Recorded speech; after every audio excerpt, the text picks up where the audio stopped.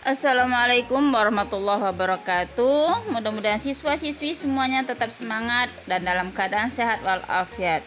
Baiklah, kita bertemu lagi pada pelajaran biologi. Kali ini kita akan membahas mengenai sistem respirasi dari beberapa hewan. Dalam hal ini ada 3 hewan yang ibu pilih, yaitu ikan, burung, dan serangga. Tentunya tujuannya adalah untuk mengetahui bagaimana sistem respirasi pada ketiga hewan tersebut. Oke, silakan simak pembelajaran kita kali ini. Mudah-mudahan kalian berkah dalam keilmuannya dan selalu sehat walafiat dan semangat dalam belajar biologi. Oke, simak materi pelajaran kita kali ini. Sistem respirasi pada beberapa hewan. Yang pertama, sistem respirasi ikan. Ikan bernapas dengan insang, kecuali kelompok ikan dipnoi yang bernapas dengan paru-paru. Pada ikan bertulang sejati, insang dilengkapi dengan semacam tutup insang yang disebut operkulum. Insang terdapat pada sisi kanan dan kiri kepala ikan di dalam suatu kantong insang. Insang berupa lembaran pipih berwarna merah muda yang berjumlah 5-7 lembaran, yaitu filamen insang. Pada permukaan filamen insang terdapat banyak kapiler darah, sehingga memungkinkan berlangsungnya proses pertukaran gas antara darah dengan air. Setiap insang didukung oleh lengkung insang.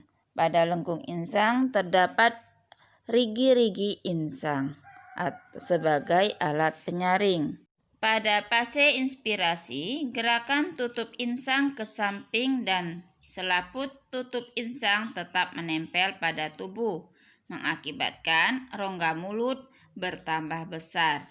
Sebaliknya, celah belakang insang tertutup. Akibatnya, tekanan udara dalam rongga mulut lebih kecil daripada tekanan udara luar.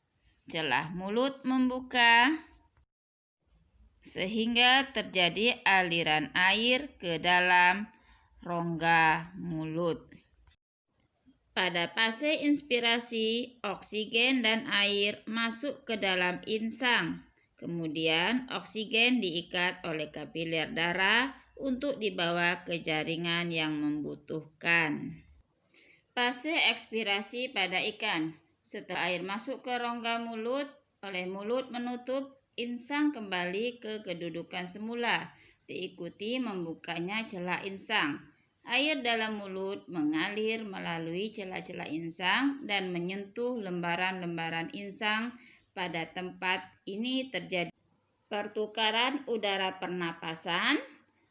Darah melepaskan CO2 ke dalam air dan mengikat O2 dari air. Pada fase ekspirasi ini, CO2 yang dibawa oleh darah dari jaringan akan bermuara ke insang dan dari insang diekskresikan keluar tubuh.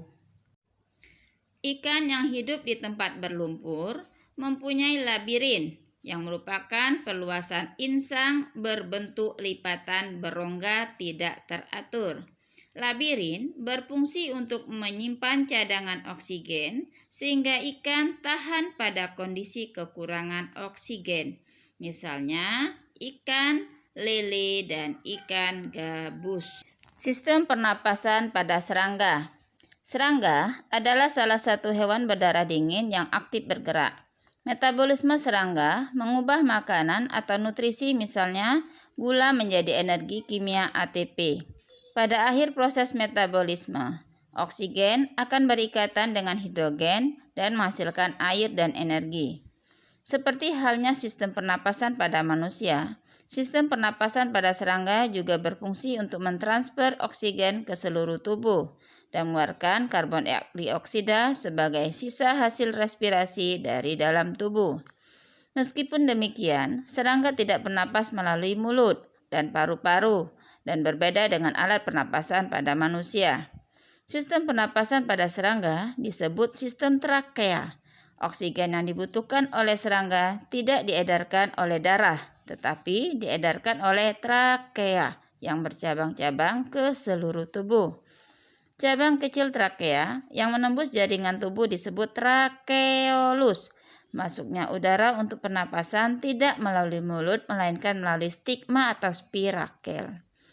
Trakea di dalam tubuh serangga selanjutnya akan membentuk percabangan yang lebih kompleks dan lipis yang disebut dengan trakeolus. Ukuran diameter trakeolus pada serangga kurang dari 1 mikrometer. Dan hal ini yang memungkinkan proses difusi oksigen dan karbon dioksida pada serangga.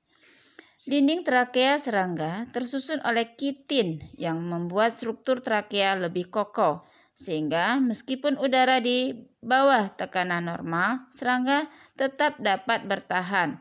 Hal inilah yang menjelaskan mengapa serangga memiliki tubuh yang kecil. Selanjutnya, sistem pernapasan pada burung. Alat pernapasan pada burung terdiri atas hidung, batang tenggorokan, dan paru-paru yang berhubungan dengan pundi-pundi udara. Pundi-pundi udara membantu pernapasan burung pada saat terbang. Ada 5 pasang pundi-pundi udara pada burung. Yang pertama, pundi-pundi udara pangkal leher. 2. Pundi-pundi udara antar tulang selangka bercabang-cabang membentuk pundi-pundi udara di dalam tulang lengan atas. Yang ketiga, pundi-pundi udara dada depan. 4. Pundi-pundi udara dada belakang. Dan 5. Pundi-pundi udara perut. Pada saat terbang, pundi-pundi udara berfungsi memasukkan dan mengeluarkan udara dari dalam tubuh. Fungsi dari pundi-pundi udara pada burung adalah untuk membantu pernapasan pada saat terbang, mengatur berat jenis tubuh, dan memperkeras suara yang dihasilkan oleh siring. Pundi-pundi udara dapat mengatur berat jenis tubuh burung. Caranya adalah dengan mengisi atau mengosongkan pundi-pundi udara. Pundi-pundi udara yang berisi udara menyebabkan berat jenis tubuh secara keseluruhan menurun, sehingga membantu dan memudahkan burung untuk terbang. Sebaliknya, apabila pundi-pundi udara kosong, berat jenis tubuhnya akan naik.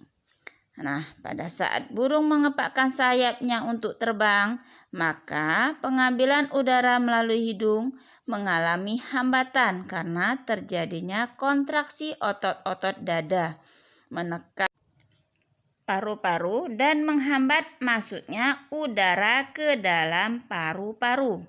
Untuk memenuhi kebutuhan oksigen pada waktu terbang, burung menggunakan cadangan udara yang ada di dalam pundi-pundi udara.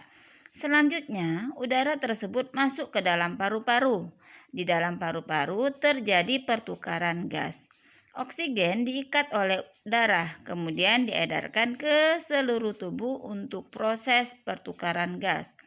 Oksigen diikat oleh darah, kemudian diedarkan ke seluruh tubuh untuk proses oksidasi. Karbon dioksida dari darah dilepaskan, kemudian dibuang ke luar tubuh melalui hidung. Burung setelah terbang beberapa saat akan menghabiskan udara yang tersimpan di dalam pundi-pundi untuk bernapas. Nah, pundi-pundi udara akan diisi kembali ketika burung hinggap di atas pohon atau melayang di udara tanpa mengepakkan sayapnya. Pada saat inspirasi, kontraksi otot antar tulang rusuk interkostal menyebabkan udara yang kaya oksigen masuk ke paru-paru, sehingga tulang rusuk bergerak keluar dan tulang dada bergerak ke bawah. Udara luar yang masuk sebagian besar akan diteruskan ke pundi-pundi udara sebagai cadangan udara. Pada saat ekspirasi, otot interkostal relaksasi, maka tulang rusuk dan tulang dada kembali ke posisi semula, sehingga rongga dada mengecil dan tekanan menjadi lebih besar dari tekanan udara di luar. Akibatnya, udara dari paru-paru yang kaya karbon dioksida keluar. Bersamaan dengan mengecilnya rongga dada, udara dari kantong udara masuk ke paru-paru dan terjadi pelepasan oksigen dalam pembuluh kapiler di paru-paru. Demikian pembelajaran kita kali ini. Mudah-mudahan kalian benar-benar paham dengan apa yang telah Ibu jelaskan. Nah, kalau kalian paham, jawab pertanyaan dari Ibu. Yang pertama, tuliskan apa perbedaan antara fase inspirasi dan ekspirasi pada ikan. Dan tuliskan apa nama alat tambahan yang terdapat pada ikan yang hidup di daerah berlumpur. Kemudian yang kedua, apa nama sistem pernapasan pada serangga? Ya, apa yang dimaksud dengan tracheolus dan spirakel. Serta yang ketiga, apakah fungsi-fungsi dari pundi-pundi udara? Dan yang keempat adalah bagaimana cara mengatur berat jenis tubuh burung ya dengan pundi-pundi udara tadi. Dan yang terakhir, apa perbedaan antara fase ekspirasi dan inspirasi pada burung? Oke, demikian dan Ibu akhiri. Wassalamualaikum warahmatullahi wabarakatuh.